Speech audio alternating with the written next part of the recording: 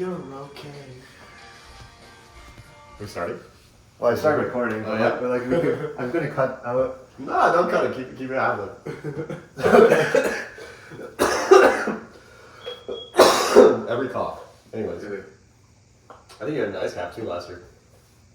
Always, man. I'm Always. addicted to ice caps. Let's put it on focus mode. We gotta lock in. Gotta lock in.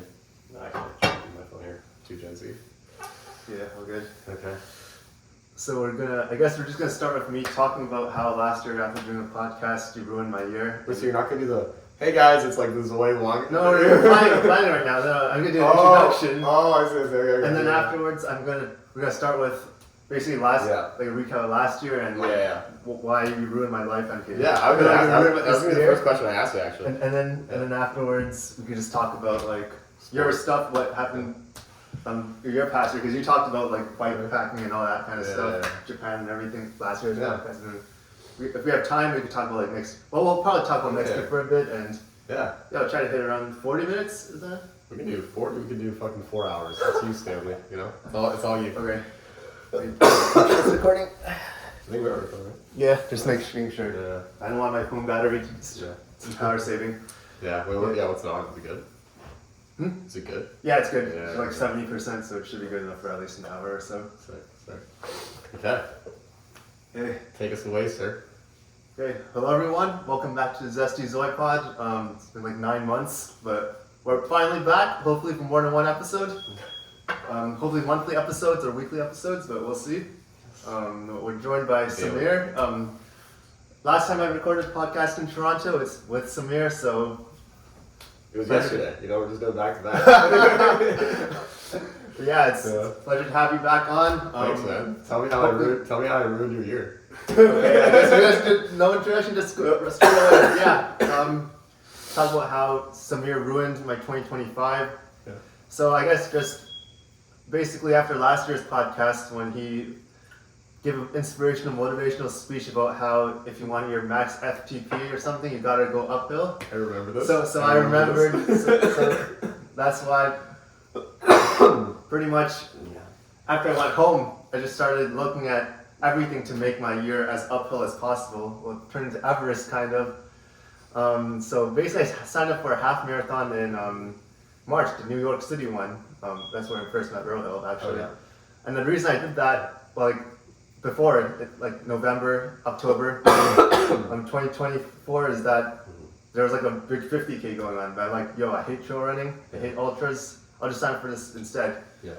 But then afterwards, I was able to find a 100-miler like 5 days after that half marathon. Okay. So I was like, let's make it hard, let me do that 100-mile race. Wait, so let me get this clear. You saw 50K and a half, and you're like, "Fuck, I don't want to do 50K." And like the New York half is like pretty iconic, so like. Is that like the official? Yeah, the official New York half. So I was like, I'd rather do that than and 2 birds, 1 stone. I don't have to do a 50K trail, 50K. And then you were like, but like while I'm here, and let's wet the beak a little bit and do this 100-miler. Like it was like 100-miler, like some running friend Scott Wegner in Seattle talked about it for one time. 100-miler. And like. Damn, it seems I haven't really done a full 100-miler before. Yeah, what was the longest run till this point? I technically did 100, but it was like a backyard. 100K or 100 miles? 100-miler, but it was like a different format. It wasn't like, it was like a backyard, it's like a beat test? It's kind of like a beat test kind of thing. Like last man standing? Yeah, last man standing kind of thing. Cool. But like it wasn't like an official one where it's like you don't have designated. I actually consider those more brutal. So like if it was like a last man standing. But it's like this one, it was like a lot more technical, a lot more mountainous, and conditions were like it was. This is in New York? No, that was back in Washington. Okay. But it's like still like a local one. Okay. But yeah, it's like part of what you said. It's like that one was like I had 0.001%. But after you talked about that kind of thing, I'm like, bro, that's why I was like, I'm glad I inspired potentially permanent damage. It's like permanent damage. It was crazy. It was like I was just scarred that night. I was looking at every event because I also planned. Talking about triathlons, I also saw a long list throughout the year. I was like, actually, the Oregon 70.3 looked pretty good because I was in July. It's a very good race. Yeah. I looked at all my. I already like signed up for a couple of things in like May, so I was like, okay, I could train a bit over the winter and then after my May races, I could like go harder in like the bike and swim. Yeah. But that one's sold out, obviously, Yeah, because like within like minutes. because like everyone loves the downriver swim, so you get like it's like you cut 20 minutes off your PR time. yeah, it's like Not there's even like trying. floating chip bag can go faster than just their average thing. But Yeah. so I looked at other options, which was like logistically good because mind you, I never owned a bike in my life, so I was like, I'm not gonna like disassemble and ship it across the country. So I looked at Victoria, and that was like. But you told me about like a week before you went, basically. Yeah, it was like Victoria, and that was At no point did you ask for any advice on any of this. yeah. So like I just got a random ominous text with I'm like, hey, you want to do an Ironman together? I was like, I don't know. I'm coughing really hard. yeah, Yeah. yeah. So that was like that's the exact same day I considered the 100-miler thing as well. Like, Yeah. but that's like 2 weeks after this ultra marathon, Tillamook Burn, kind of like 3-day 100-mile stage trail race. I was like, I gotta do it. And your quote, gotta make everything super uphill to see my limit. Can I pause here? What I find very inspiring, but also like it's very almost dangerous about you, is that I have like almost a dismissive view of inspiration when I don't when I can't when I'm not like in some small way like jealous or looking up to the person who is saying the thing, because like when we ran this morning, you were telling me like I haven't been running that much, and I said like what's your like average weekly mileage in the last 3 months? And you're like, I don't know, like fucking 50K, which for me is like that's like high end for me. Like if I'm hitting 50K a week, like I'm training for something. Partly because of the nature of like my training is like I don't train in one sport.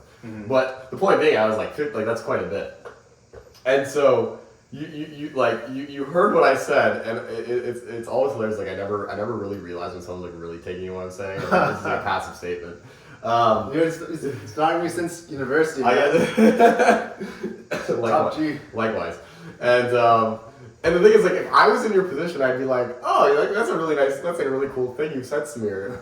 But like, you're running like 30K weeks, so it's like good for that's good inspiration at your level. I've already achieved your level of inspiration and gone further, like as proof by what I do. And so I wouldn't like take it as like as a call to action. If I appreciate that you do, because basically what that means is like I struggle to take inspiration from people who have not achieved what I have already achieved.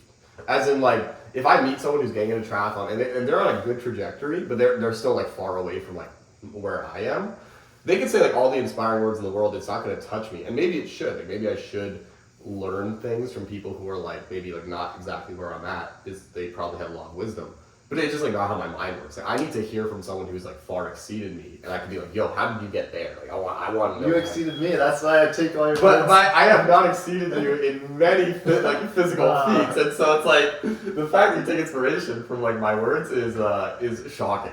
Like shocking to me. It's like everything. There's like one thing. I probably run more than you. Yeah. But everything else in life, you're like. I think I can name a few that we have not, but anyhow, but I appreciate it. Anyway, continue. So now we're in the summer. Okay, no. So that's why I started planning out, basically from January to June. So I started training because I gotta do like ultras on top of ultras, and then at the very end of it is this triathlon. So like I gotta keep decent bike fitness. I did like insane training days. Yeah. It was painful. Did you join a triathlon club, Stanley? I didn't join a triathlon club. That was your big advice from last year. Big advice. Join a triathlon club. Anyways. Nah, but like, I was just like, at the very beginning, like, man, I went to like first got gym membership so I could swim and everything. Yeah. So like, I usually go right when it opens at 5 a.m. because there's like. You gotta wait in line and everything, and there's so many people because there's only like 3 or 4 lanes. Oh, true. And it's like so like a YMCA or something like LA Fitness. Oh yeah. And it was tough. It was. I mean, it's annoying when you see the price of like what like a master swim club costs. Yeah, I'm not gonna pay $1 million. I just want to pay like simple gym membership. I know, but then when you do, like back in California, like I had a pool at my gym, and it just happened to work because like there were only 3 lanes, and you can only have 2 person per lane, but it just worked. It was low key enough, and not enough people swam around the area. But man, if it wasn't for that pool, I would have had to pay for a membership. So Yeah, so like I guess there's a 24-hour fitness at a pool. That was the main one actually. That was like 10-minute walk from where I live. But the LA Fitness was like 7 kilometers away. So at the very beginning, because the 24 pool was like closed for maintenance for a few weeks. yeah. So I started at like 4 something a.m. I ran to the pool, I swam, and I ran back. Fuck So yeah. no, that was tough because that was also a time ripped. when I didn't have a swimsuit, so I had my shorts. You would just swim in your shorts? Yeah, and it was like 5 degrees outside, so after the swim, my legs were freezing. Oh yeah, that's great. That's great. And then like for the longest Did you time, shower before you get into the pool? yeah. Oh, okay. Well, I rinsed. I didn't shower. You rinsed. Yeah, But- that's enough. I'm just saying, if you hopping in after a run, that's a little grody. No, it was. Yeah, man. Yeah, the You had a main- good year. No, but like I was putting in like, cause like I prioritized running more than triathlons at some points. Makes sense. So like, I guess my peak weeks were like Yeah. my bike and running were equal. So I'd run Time wise or distance wise. Distance wise. So like what the fuck? I'd run 100 miles a week and I'd bike 100 miles a 100 week. miles? Miles. Yeah, You ran 100 miles. like some weeks are over 100 You miles. ran, dude, that's like professional level running. What the fuck? Well, like I'm not professional, so I don't it takes know. me like a What? million out. Yeah, so like just like you guys, I was like pretty much. And then even I was biking, working, exercising. even That was biking that's 100 all. miles, dude. Like because I live in Toronto, like I mean, okay, as far as like actual distance on the road, I almost never hit 100 miles unless I do a big ride. Like I guess half was on trainer, Oh, okay, fair enough. so like Yeah. those are inflated stats, Yeah, kind sure, of. sure. Yeah. But God damn, dude. no, it was because I aim to hit like 25 to 30 hours a week, as I told you. I peaked at like 34 hours. in a Dude, this is week. like professional level. Except I'm not getting nods. Yeah. Wait, what was your 70.3 bike time? It was like just above 3 hours. Okay. Just about 3 Yeah, hours. It was. you're not training right. Like, But to be fair, it was a technical course because the Yeah. Victoria one had like a Yeah. good amount of vert and there was like a lot of turns. That's true. And And you definitely like didn't have air And bars like, or anything like and that. it's like I'm not good at bike handling, Yeah. and no aero bars Yeah. Okay. and bad bike fit. I feel like we like literally just polishing, like we could just polish 30 minutes off your time. Like it's just like. Yeah, remember I told you I was like biking in like thick running shoes as well. Yeah. I mean, I did my entire bike tour in running shoes. Well, one of them. Oh shoot. Yeah. We can talk about that later. We can talk about that. Yeah. No, but clip-on shoes are like they're not that necessary. But Yeah. they just feel nice. They feel it feels nice to be like one with your bike. But So yeah, I guess at the end of all those races and everything, yeah.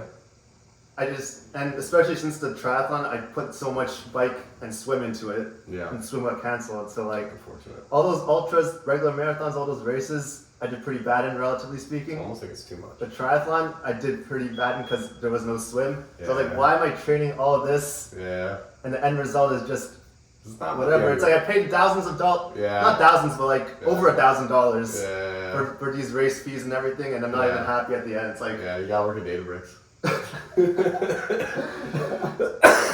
no, it's like, so I was like, bro, I quit. But the sad part was that I already signed up for so many things until like October. Yeah. So I still gotta like To get- still to get jail exercise a sentence. bit. It's a jail sentence. Yeah, but like at that point I was like, after my last thing, which was a 100-miler in October. Casual. Yeah, that took 27 hours. I failed. That was an epic fail, but it was fine. It was fine because Do you have pacers? These like who do you have support? yeah, shout out to Arjun and Tyler. They Yeah, they flew down with me to Arizona to pace me and support me. Wow, those are some good lads. Why didn't you ask me to pace you? I can pace you. my fault. Arizona, I would have gone to Arizona. Arizona's a beautiful state. Yeah, I know underrated. Lionel Sanders is Yeah, I looking mean, it down fucking there. most of the pros that live in cold places go there for the summer. Yeah, it's very popular Yeah. off-season training destination. Yeah, so like pretty much, I that was when I mentally quit, but physically, I quit everything in basically after that October one. But Yeah, so that's what I mean by like ruined my year Yeah. because man, it was hard and I quit You're welcome. everything. But it was also good because you Yeah. know that 24-hour fitness Yeah. got closed a couple weeks ago. why is So- that good? So like pretty much this was the perfect timing to like do triathlons because that was like the pool that was like 10 Oh, o'clock. I see. And that was like the main gym with the saunas and everything. Yeah. So like Oh, so like confidence. so that's why I went there almost every day throughout I guess during training and like. Doesn't it get weird when you have like an almost like a familial relationship with the gym? Like when you go into it and you immediately feel happy and you're like, I shouldn't feel like this happy upon entrance, you know? I had that with coffee at one point where it's like coffee literally when I was sad would like make me happy. Mm-hmm. And I was like, I'm happy that I have this thing that makes me happy. But it's weird that it's this thing, you know? I don't know. I wasn't happy going into a lot of the swims in like 5 a.m., but... Maybe not, yeah, but then like, you know, again, it's like for me, like I did this like 30-day swim challenge where I swam 3 kilometers every single day. I had a 24-hour fitness too. And like getting into that sauna after every swim, like it just felt like getting the treat. Yeah, you know? yeah, saunas are awesome. Saunas are awesome. I don't think you need them at all. I think they're stupid, but they feel nice. Yeah. So yeah, I don't think I could train for a triathlon like in those conditions in Seattle ever again. Cause I don't think you could train for a triathlon if you're doing like 100 milers interspersed between them for sure. I think that's I actually have a friend who did like the Leadville 100 miler mountain bike ride and the 100 miler run in the same week, while also training for Ironmans this year. And yeah, he like overtrained himself to like like crazy. It hurt, man. I was hurting a lot. Most first half of the year I was hurting. Did you piss any blood during any of these ultra runs or? Nah, well, it's just like I don't piss, but not that bad. It's just that it just hurts so much. This guy did. This is why I will like. I try not to say never because like you know maybe I'll do an ultra run one day, but like. I don't know. If I do one, it has to be purely out of a place of joy, like purely. Yeah, that's I quit. That's the thing I quit. Like these marathons and random other stuff, like hiatus, like temporarily quit. But ultra trail runs, like I actually don't enjoy them. So this coming year, what do we like? Do you have any races for like from now till June? Let's say. Nope, zero. And if I do one, then this upcoming year might be what this year for me was. Yeah. Like, I think we might be mirroring almost. Yeah. Well, I guess. I feel kind of sad though because like what inspired my year of no races was a lot more lukewarm than what's inspired yours. Like for me, I just did a 70.3 entirely in the rain, and then at the end of it, I was like, you know, that wasn't very fun. That wasn't very fun, even despite PBing. No, but like same for me. It's like this year I did so many races, and it's like in the past, like during like before races, I feel like hype and everything. Like at the end, it feels nice. Like this year, it's like. Man, it's like another race. I'm not like even the Berlin Marathon. My first time doing it, I was in Germany. Yeah, you know. Like, I didn't feel excited at all. I was like, damn, just another another obstacle before my next race. Yeah. I just didn't feel. I don't know. Like I took it. Yeah. It sounds weird because like a lot of people that's like a destination. People love doing it. It's like one of their highlights of the year. But like for me, it was like, man, it's like. I'll just whatever. Why did I even sign up? This is a very positive podcast, isn't it? It's like I'm not feeling it anymore. Like that's why I just was like, I'm gonna stop. I think I just did way too much over the last couple of years, and it's like, what's the point, man? Like especially since my friends and everyone around me were like PBing like a lot over the last couple of years, whereas this year I only set a half marathon PB. You did? What do you hit? That was a New York one. Nice. Do you want to say it or do you want to? Yeah, sure. It's like a 10 second. It's like 1:19:30 or something. Oh man. Yeah, that was like. I would have thought you'd have a faster one given the other times I know you. No, I should, but like, cause like I over the last couple of years I did so much stuff. It's like I don't have a proper training block for anything. At all. Think, dude, you should just pick. And I know trust me, I know how excruciating it is. Like as someone who's like trying to power lift and do running and biking. We don't talk about swimming, and like you know, I like to do Murphs here, and I like to like as someone who loves to do a lot of things. I know how hard it is to be like, hey, like genuinely put everything on the back burner and pick one. But dude, you have like first of all, like the half marathon. I have no doubt in my mind that you could probably crack like 116, 115. If you were like, I am genuinely putting everything on the back burner and just focusing on the half marathon distance, I'm convinced. Like Yeah, but that was like an emotional race because like I think I told you because like the week before the half marathon that was like one of the 100 over 100 miles of running. The week before? Yeah, it's like the half marathon was on a Sunday. So there was a half marathon week and the week before. The week before you ran 100 miles. Over 100 miles, yeah, and like during the end of it, my left Achilles got like it was a strain, so like for like Sunday, Monday, Tuesday, it it was like it hurt every time I walk. So like Tends to happen. so pretty much the whole week I was just doing like 5K jogs. Yeah. And in the half marathon, like I was like, shoot, I'm gonna aim for just 120. Yeah. Let's go with that pacer and see how Yeah. it goes. And it's like it felt like niggled, but like I was like, damn, it didn't hurt. So I was like crying at the very end. I was like, damn, I actually PB'd. Yeah. But then I couldn't because right afterwards I was like, I'm running 100 miles in 5 days. I can't be emotional. I gotta lock in. God. So that was like super weird, but it was like Oh my God. that was a crazy moment. That was like. Yeah. Because like it was the one I told you that I randomly signed up for because of you. Yeah. So like I couldn't even be that emotional about that PB because like I got it. The beeves. It's like, am I in the 100-mile shape? Which, Why didn't you? well, like I finished, but like I was like, why didn't you just scratch the race? because Because you paid? Like, I paid, Who yeah. cares? How much is it? Like $400? No, that was a relatively local cheap one. Okay. So it was like around 300, maybe less than that. Cool. You make money. That's what happened. No, but like it was like I don't really do that. I've never done that, so. What do you mean? What, you're not pro? And it's like I'm not like, and it's like after I'm trying to figure out, is it a money thing? Like, if someone gave you the $300, they're like, I'll give you a refund. Like, would you have been like, okay, cool, I don't want to do it? no, because it was Okay. part of what you said. Like make the thing as uphill as So I possible just to want- I see just what want the to- limits are. Yeah, but like that's a slightly better to stick with that. I just want to make sure it's not like, Yeah. oh, I paid $300. So it's like I have to Not work because on of the that. for my body first. I just wanted to see. Yeah, I yeah. wouldn't mind if I DNF'd. I'm like, Yeah, told myself yeah, it's yeah. like, let's just see how far I can go. Yeah. Well, you know, to say all of this is that like I don't believe in this philosophy of, oh, you've overtrained and so you've made no progress on anything. I don't believe in that. I think some way somehow our body stores all this stuff. So the point I'm trying to say is that when you get to that phase, where you finally want to start carving the beautiful brick of marble that you've accumulated for yourself, there's gonna be some beautiful artwork underneath. But right now it's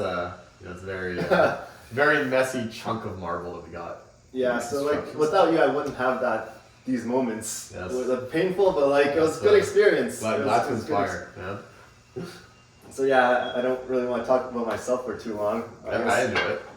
Well, like it was. I just wanted to thank you for like. It was good to experience this year because like it was My so pleasure. bad, but like it was just something I won't forget. Because like I wanted to make this year nice because like my 10th anniversary of like Good for you. actually started running, like actually Oh, nice. exercising consistently. Interesting. So like I wanted I'm only to. on like year 3 or 4. So like maybe this will be my last year of actually exercising consistently. Yeah. But it's a good 10-year run, you know. Yeah. Heck. Oh, that's not gonna be your last year. Well, maybe I just. You might need a break, but it's not gonna be your last year. Maybe That we one. never know. Like maybe I find something nice that doesn't involve destroying my body every other day. Did I ever tell you the story about like when me and AJ were on Shasta? It's this beautiful mountain in North. Yeah, I California. remember like you said your toes are frozen or something. I mean, they What was were that? cold. Yeah, they're pretty cold. But like, I mean, specifically, like this guy that we interacted with. No. So it's a beautiful mountain. Anyone in California Yeah, should yeah. climb it. And we're on like the crux of the mountain. It's called the Red Banks, and we're just going up. It's like fucking like 60 degrees, dude. And you're just like you just pound your foot in, get a little shelf, and then 60 go, degrees. like incline. Oh. It's so fucking steep. You have to have like ice axe and everything. I think it's 60 degrees, but and it's relentless. Like for like probably 2-3 hours, you're just going up this like straight face. Mm-hmm. And then you have to take breaks like after every like 30 minutes at least. Anyway, I'm taking a break. We're so close to the end of the Red Banks, and this guy just like shuffles past us, and he looks at me and he says something I'll never forget. And he's like, "Don't worry, man. Like maybe tomorrow we'll wake up as people who don't like doing this shit." And I laughed so fucking hard. I had no oxygen in my mouth. So I was like, that doesn't that perfectly encapsulate everything? Like this pain is like it's a chosen pain. It's a totally chosen pain. Like if I just woke up and immediately started feeling like how I felt on that mountain, I would think I was dying. I'd call like 911. I'd be like, what the what the fuck's going on? But like we choose the pain, we enter that pain, and like it does hurt. And we're just and there's points where you're like, why the fuck am I doing this? And then you're always like, I want to. Like at bottom, I want it, and it's almost sadistic that you want it. And there's almost like this small prayer in you, like, can I just be someone who doesn't want this? Like, yeah, there's like some cool health benefit, but like, fuck, man, that's a weird thing to want. Like some people, like they go on vacation, they just like to eat their fucking pasta. walk around, take some nice pictures, and they feel like totally satisfied. Totally satisfied. You're like, fuck, can I be that person? Yeah, well, now I am that person. Yeah. No doubt, I'm never going back. I'm 99% I'm not going back to going to flying just to run a race or do something. Bro, I'm not wasting my PTO on that anymore, man. I see an addict. I see an addict. Come on, get the fuck out of here. We'll see. But that's okay. That's They're just words, Stanley. They're just words. Anyways, well, I do believe that I do believe that this is like a balance inciting event or year for you. Yeah. I'm proud of you, man. I'm proud of you. Yeah, I guess we could talk about your year, Sure, I want to see maybe minus but the biking across multiple countries. Minus that. Yeah. Minus that, I just want to hear 0 races. Yeah, 0 races. A lot of fun traveling to 10 different countries. Walk me through I guess. I guess we could start with the Japan bikepacking trip. You talked about that on last year's podcast. I did. I mentioned. How did that go? Was it top 10 Wait, so experience? do you want to talk about the bike tour, or do you want to talk about the year apart from the bike tour? We can start with the bike tour because that's what you mentioned last year. It's was it sure. everything you imagined? Dude, Japan was actually everything and more. That country is what we talked about on our run this morning, but you've been a couple times. That country, there's one tourist there, because I biked from the southern tip to Tokyo. I biked through Kyushu, Shikoku, and then most of Honshu or whatever. And I met this one tourist. I met many tourists who had been there. Some had been there on their 10th trip to Japan. And we're talking about people in their 30s and 40s, not 7-year-olds, right? And I was like, wow, I've never been to a country where I meet tourists from outside of the country who have been there many times. Most times when you go to a country, you meet people who are there for the first time and they're never planning on coming back. They're just going there. And then this one guy explained it to me. He was from Colombia, I think. And he's like, I don't know a single place on earth that is as convenient, safe, and fun. All 3 as Japan. And that really is the country. I went to Japan thinking there's gonna be some really exotic, esoteric place to bike tour, and I'm gonna have to figure out a lot of things.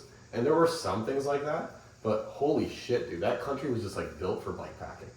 You see, there's so many different beautiful landscapes that are so tightly condensed within each other. There's a 7-Eleven fucking everywhere. Everywhere. And the few places that there aren't 7-Elevens, in the mountains, there's a vending machine. It's the place was designed for bike touring.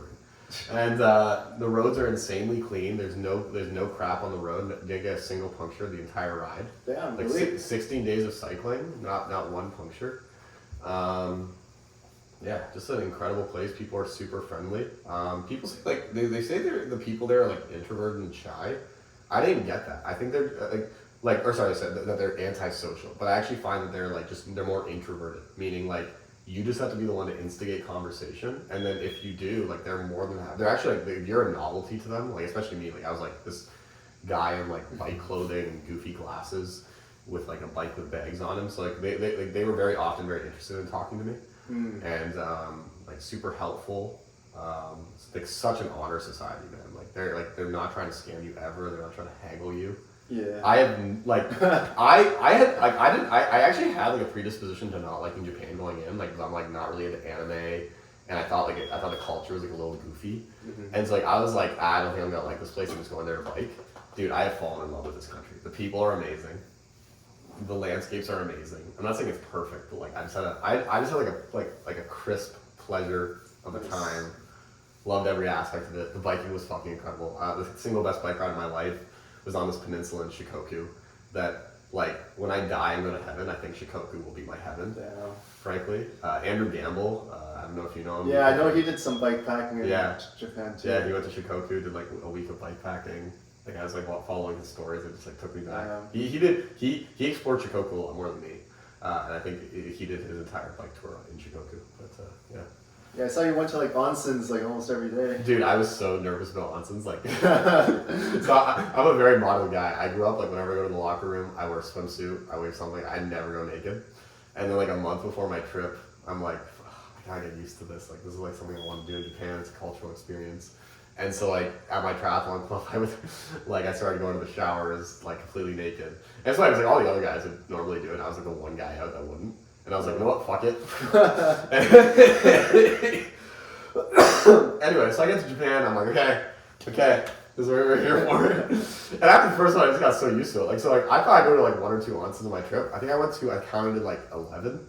Because like, dude, everywhere you go, like, there's like famous onsens. So it's like, I went to a town called Beppu, which is like the onsen capital of Japan. Like, you literally, there's steam rising from everywhere in the city because the city's like on top of a thermal bed or something like that. And then I went to like the oldest onsen in Japan, which is like Dogo Onsen in Matsuyama.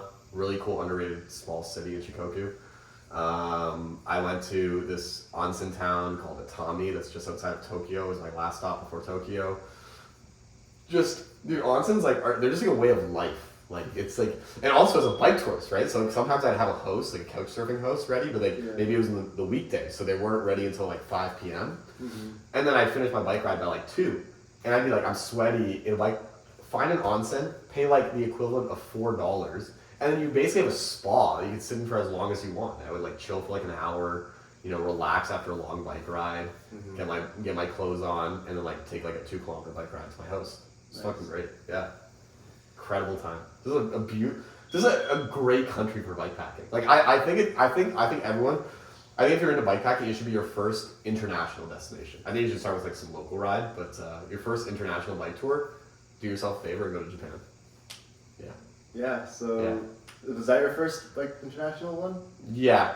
I mean, like, okay, I did one in California when I lived in California, so I guess like international for me. Like, and actually, my first ever one, I was living in Canada and I went across the border and did upstate New York. Oh yeah. So I guess they've all been international in a way, but like not really.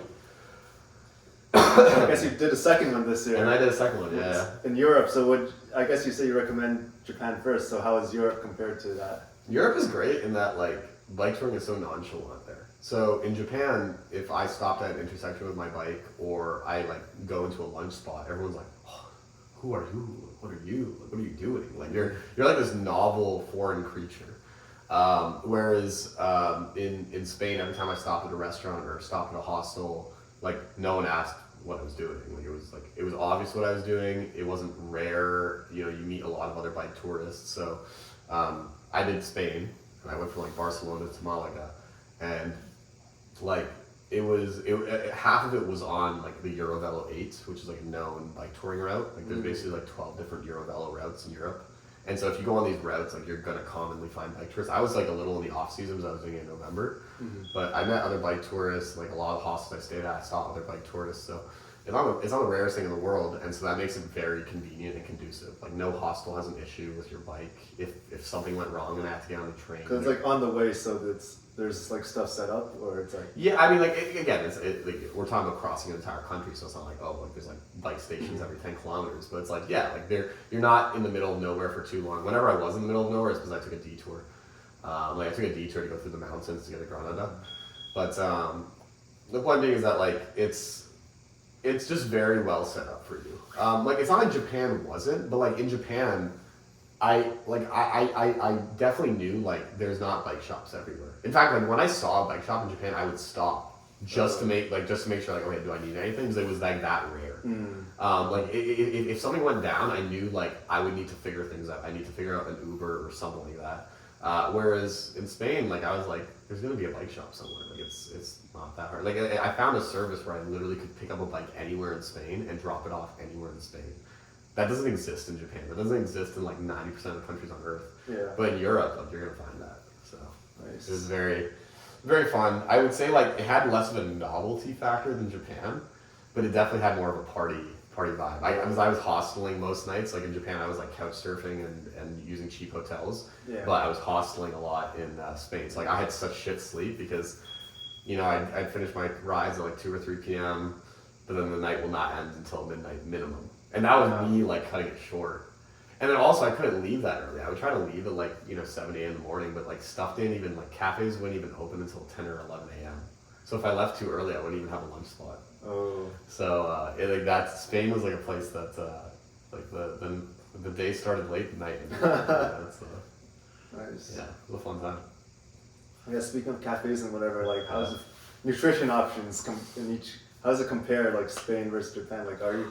Japan's incredible. Are you like fully nourished on both bike tours, or like is there Yeah. Easy to pack snacks. I guess Japan's pretty easy. Japan's a million. Like Japan, like I had a routine every morning. I would find the closest 7-Eleven, which wouldn't be more than like 5 kilometers away, and then I'd stuff myself with snacks. And they were good snacks, right? Like these are like if I went to a convenience store here in Canada, like they're gonna be like pretty mid snacks, not stuff I really want to eat. In Japan, like they're like very scrumptious. Like stuff. So like snack wise is good, and then like I could literally randomly pick a restaurant. It would be incredible. In Spain, like that wasn't necessarily the case. What I did like about Spanish cuisine was it was very like unpretentious. So like like their most popular breakfast dish that I found was like just ham on toast with tomato, right? And you can find that everywhere. And so it's like just very basic, simple food. So I found it like pretty easy to stay like fed in Spain, but it was less fun than Japan. In Japan, like I knew every meal everything touching my lips was gonna be like freaking delicious. In Spain, I was like, okay, yeah, like I'll be able to get my calories in. But somehow I was away for a month. I wasn't biking for a month. I was away for a month, and I was like, I want to gain weight because I'm gonna be bulking this winter. So I didn't want to lose weight. Yeah. I didn't want to like lose muscle. I drank and ate everything I wanted to eat. I drank almost everything. Like it's fucking Europe. It's insane how alcoholic this continent is, and I somehow lost 5 pounds. I only biked 9 days. It's pretty wild. Insane. Yeah. But yeah, I don't think I'll ever bike that much. We'll get you there. It was hard. It sounds hard, like just the logistics and everything. I think running 100 miles after doing a PB half marathon sounds hard. No, but like it's like the distance covered is so much more. Like, many more points of failure in the bike because you're like. I mean, dude, if you think about it, like the bike to run is like a 3 to 4 to 1 ratio. Meaning, if you can run 100 miles, you could bike 300 miles. Like that's, and I've never biked 300 miles. Like, the most I've ever biked is 200 miles in one day. Damn. So the point being is that like your endurance and like grit will definitely take you further on a bike. We'll see. We gotta get into bike touring. I feel like that's one that like what's great about bike touring is that like I don't know, only like the most anal people in the world take bike touring as a performance sport. Like no one does. Like there's a few people who do and they're like losers. But like bike touring is genuinely a when I go on a bike tour, my goal is not to get more fit. Like getting fit would be an unfortunate consequence of a bike tour. Like a bike tour is about having fun, going as slow as you want to go, stopping when you want to stop. Oh, there's a cool thing there. Let's stop. It's like that's the point. And like that's the beauty of it. Is like it is an expression of fitness that that has nothing to do with fitness. Mm-hmm. Except you're super fit, so you're like slow as well. Probably like 30 kilometers an hour at least. No. I'll go as slow as like 22. I'll get on a flat. I'll be on the flat. I'm like, you know what? I don't feel like going hard right now. I'm just going chill. Like if I'm making good time, I don't really care. Mm-hmm. It's man. Just get good on the bike, and then you can travel under. I want to do a bike tour with like really low distance though, with like some friends. Like I want to do one with like 80K a day. We take our time, Still a lot. No, 80K. Like when I first got, my first bike tour, which I did after 2 weeks of bike training. Like 2 weeks of, I'd never ridden on a road bike. Did 2 weeks of that, and then I got into a hybrid bike, and I was covering 90K a day. That was 3 years ago. So like, if you have, and I didn't have the base fitness you had. I had I hike every once in a while fitness. Like that was my fitness. I probably had like an extra 10, 15 pounds of fat on my body. Yeah. At that point, and I was doing 90K a day. Like biking is biking is not as hard as, again, if you're not going for times, if you're like, okay, I'll take as much time as I want to cover this distance, I think anyone can do 100 kilometers. Yeah, maybe for me one day, I don't know. I think for you, like a week from now. Anyway, but yeah, bike touring is magical. I recommend it to everybody. Like I think I recommend triathlon training to everybody, but I recommend bike touring to everybody. I don't recommend triathlon races to everybody. Mm-hmm. I think it's not healthy for some people, including myself. Yeah. So. Yeah. I guess any other highlights of last year? Like you didn't do any races? Were you just training the whole year? Yeah, no, I mean I think that my training I'm very proud of. Not because it was extraordinary or it's impressive or it's like David Goggins, but basically 2024 I did a lot of excessive training and I did not see meaningful improvements in my metrics. And so this year, I was like, okay, well, I'm going to restrict myself to a certain amount of training and then see what I can make out of that. Because I want to like learn the fundamentals again. And from January until Japan, meaning like January, February, March, I only worked out 6 hours a week, excluding weightlifting. And I made like incremental but like meaningful progress on my anaerobic speed. Like my 3 kilometer was cut by like my 3 kilometer pace was cut by like 3 seconds per kilometer on 6 hours a week, right? Like, and that's including biking, right? So that wasn't just 6 hours of running. That's 6 hours of biking and running. Yeah. So I was running 2 to 3 times a week. So that was like my bait, and I was like, okay, interesting. And I get back from Japan, and because I took like a month off, I like went back down to training, and then like I focused on lifting for the summer, so I wasn't even really focused on cardio. I was just doing 6 hours a week. Like I averaged 6 to 7 hours of cardio a week for the entire year outside of my bike tours, and then at the end of the year, I'm probably more aerobically fit. And so that taught me like, okay, like now I want to get back into like real training. I want to get back into like 50 kilometer, 60 kilometer weeks of running with like maybe 1 or 2 bike sessions in there. And so now I think I understand like the principles to actually like use good volume and make good strides. Because before I think I was like throwing volume at the window and not using it constructively. Like again, it's always constructive in the end, but like if you don't carve it out for your race, like if you don't carve out the mold by the time you get to your race, then nothing's gonna happen. Like congratulations, you have all this like work, and like one day it'll be useful, but you're not gonna do anything with it. So now I'm excited. I'm gonna do a half marathon in May, and I think I can like shred my PR. Nice. Yeah. So that's I guess that's like my last win of the year, I think. Nice. Yeah. Nice. Yeah. Weightlifting we don't talk about. Tell me how much do you spend on that, or like what are you focused on when you lift? Oh, just the 3 compound lifts. That's all I care about. I mean, I do accessories to kind of support them, but all I care about is the 3 compound lifts. I'm trying to do a powerlifting competition at some point. Damn. Yeah, I think you might find this fun. I have a very degenerate bench press regimen I'm gonna be doing for like a month, where I basically every single day for a month, or I might have to do 5 out of 7 days because I want to do squat and deadlift. I'm gonna be attempting a 1 RM every single day. And then you do 5 back off sets of 5x2 or 5x3 at 90 or 85% of your 1 RM. Damn. I don't recommend this to anybody. But this study came out of Stanford where they applied this protocol and they improved 1 RM by 29%. And how much time? In 35 days. Damn. Yeah. Now, there's some caveats. This is like a low sample study of 7 people. And they were basing this off this like very well-known squat protocol. But it's very painful. It's injury prone, obviously. But some people on Reddit have been reproducing it, and I've been kind of in a rut with my bench press. So I was like, you know what? Fuck it. Let's try it, potentially break our wrists, and see what happens. Nice. So I've been playing around with it this month, and I got sick. So I was like, okay, you know what? Like we'll trial it this month, just like try it out a little bit, and then in January I'm gonna actually do it like every day. So you're trying to. Have you hit the 1,000-pound club yet? Not even close. That's the problem.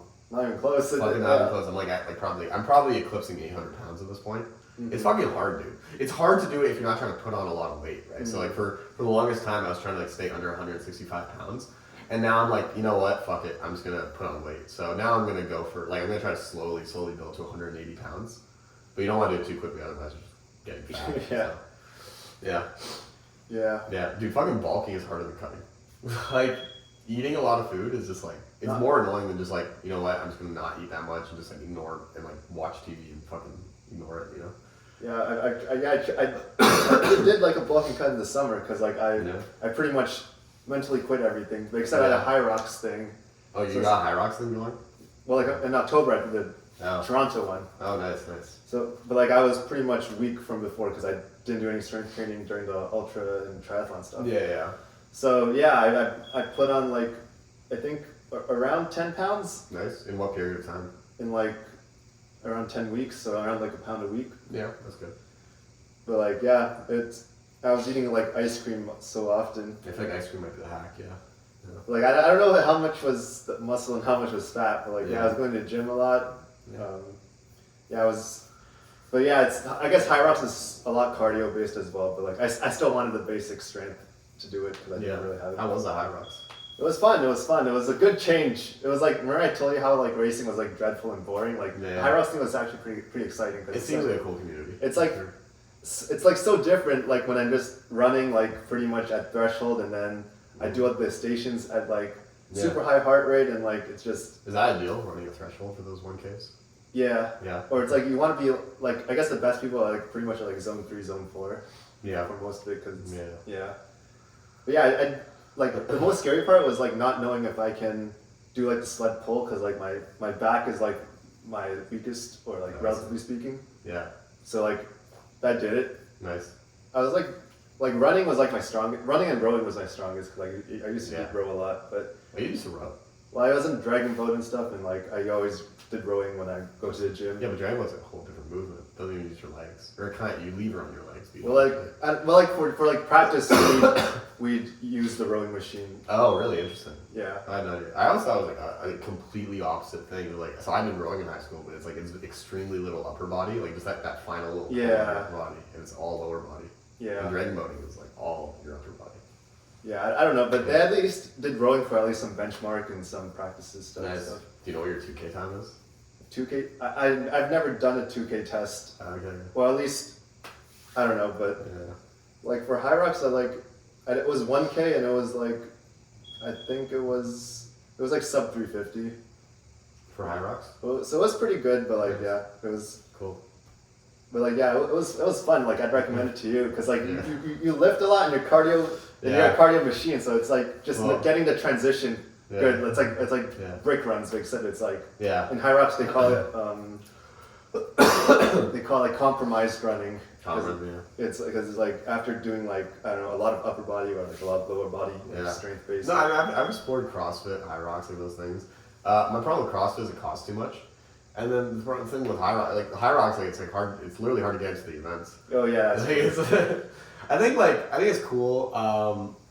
I would definitely recommend something like High Rocks or CrossFit to someone who like kind of needs a motivation / community to get around fitness. I think I already have that. Yeah. And I just know what I like. What I really like is biking. And I like running just because it's so socially accessible to do with people. Like it's like you want to catch up with someone. Oh, let's go for a run. Yeah. Right. It's like it's right there. And it's also I think running is the creme de la creme of cardio fitness. So like in the gym, and I'm not an experienced lifter at all, so like this might be completely wrong. Maybe next year I'm like doing the opposite of this. But I really like the barbell because I think the barbell over the dumbbell, like you can lift the most weight with it, right? Like you could like if you do 225 on bench press, like try taking 212-pound dumbbells and do it. Like it's a lot harder. For good reasons, like you need stability muscles and all that stuff. The point being is like if your goal is raw strength, you need the barbell. The barbell is the greatest tool to achieve that. I think the same thing about running, right? As much as I love swimming and biking, the rawest form of cardiovascular fitness is gained from running. Because there's almost nothing that gets your heart rate that high. So. Oh, true. Yeah. So the thing, but like High Rocks and CrossFit, like they're just they're abstractions over that stuff. So, yeah, that's true. Yeah. There's only like the true stuff, the absolute. Yeah. Yeah. So I guess what's your goals for next year then? I think I'm gonna like gently ease back into races because I didn't miss them this year. So half marathon in May. I want to do a triathlon, but like it's gonna sound stupid. Like I specifically don't want to book one in advance. I want to book one like 2 months out. Damn. Might be hard for some of them. Some of them, yeah. So I'll kind of like look into which one. Like, yeah. I mean, it's weird. Like I think. Like I'll have one in mind and then be like I'll sign up because like mainly I just do not want to get back into the pool structure. Yeah. Like what I want to do is I want to sign up for 1 or 2 months in advance and then just like swim every day for a month and just like get my swimming back because I genuinely believe that's what swimming is all about. Like swimming is not about slowly developing over time. Swimming is about crash course learning quick and then just do it. I know people like think that's stupid, but I've done it and it works and that's all you need. And like, and I think I want to do that because I think that's like fundamentally what triathlon is about. Like, triathlon is a very goofy sport where you show up in a fucking wetsuit, and then like you're like in the transition zone, and then you get like it's a goofy sport and it shouldn't be taken seriously, unless you want to. If you're in a place in your life where you really want to like chase that, and I know I want to get the sub 10 Ironman one day, so I know I'm going to be doing that. But right now I'm not in that place. Like right now I have other fish to fry in my life, and fitness is supposed to be fun. I don't think I'm going to bike tour much this year. I don't think. I know Andrew wants to bike tour in like South America, so I don't know, we'll see. But I want to go on like hiking trips, so I want to make sure my hiking is good. Yeah. I think it probably would be.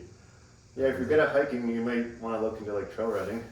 Maybe I'll do some runs in the Don Valley. Some Stairmaster, you know. Yeah. be one of the gym girlies, but yeah, I don't know. We'll see. And then I don't know. It'd be cool to slowly, incrementally improve my like my bench press, squat, deadlift. I'm getting scared of my squat and deadlift though. It's like I feel like I'm not doing them very safely. So I'm considering like paying for a coach just to make sure like my form is good. Because like my deadlift form is like it's ugly, dude. I really don't want to slip a disc and never be able to work out again. Yeah, So. yeah, true. Yeah. Anyways, that's what I'm doing. What are you doing? In terms of like exercising and stuff, Yeah. no plans, which is pretty awesome. Yeah. What like It's liberating. like kind of like you this year, but like even you did some hardcore like bike touring and whatnot. That's like equivalent to like a couple races, you know. Yeah, but I mean, like in a super fun, no one cares about my time, and I'm doing it at my own pace kind of race. But like it's you're still burning like 4,000 calories, 5,000 calories a day. Yeah, it's pretty great. You get to eat whatever you want. It's awesome. That's the good part, but like the process of burning all that, I'm like, maybe I'll just take a break from it.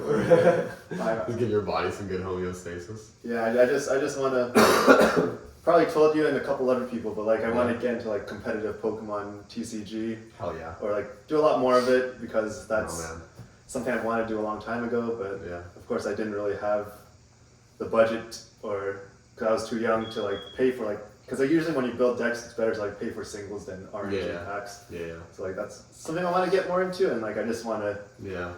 Just not focus on like paying for races or going super hard. Why don't you just do like bodybuilding on the side? Yeah, I kind of do want to lift a lot, but like with 24-hour fitness, that's the really closest closed down. So I don't know. Other gyms, my guy.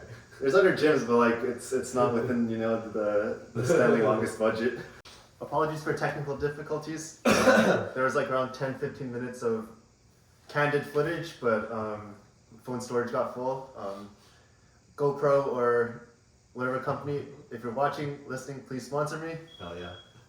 Soon enough. Yeah, need a new phone and new everything. But yeah, I guess we can end this off with Samir. For the third time, whether some want to end this podcast on some inspirational words. Well, for the third time, I'll say something that kind of rang true with me in Japan, which is a journey is best measured in friendship rather than miles. So yeah, if you find some good lads to get around you, then I don't think burnout's a big issue. So maybe that's maybe that's what you could take with you to 2026. That's probably for me. Maybe closer to 2027, but yeah. So I agree. I've done like having friends to do like some things I'd probably never do alone is very manageable. Yeah. Every Tuesday track at my tri club, I kind of push those times, you know. So if I don't have people pacing me, so yeah, it helps. It helps a lot. Yeah. So yeah, that's it for this episode of the Zesty Zoy Pod. Thank you, Samir, for coming on once again. Always happy to. We'll do it next year. And yeah, hopefully this next episode will come soon. But if not, then it will eventually. Eventually will be a next episode, but hopefully next year the winter solstice is late. Yeah, thanks for listening. Stay zesty. Stay zesty.